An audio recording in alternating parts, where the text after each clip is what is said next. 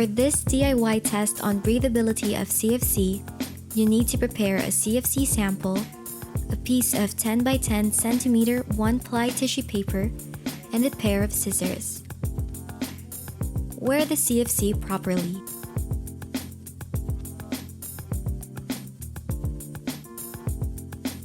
Cut small strips on a tissue paper with each strip about 1 cm wide.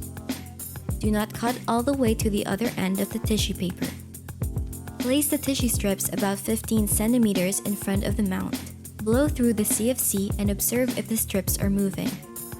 If the strips did not move at all, place the tissue strips about 7 centimeters in front of the mount. If the strips swing or move, the CFC is breathable.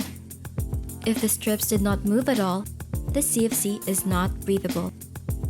Ensure that the process of blowing onto the tissue strips are video recorded.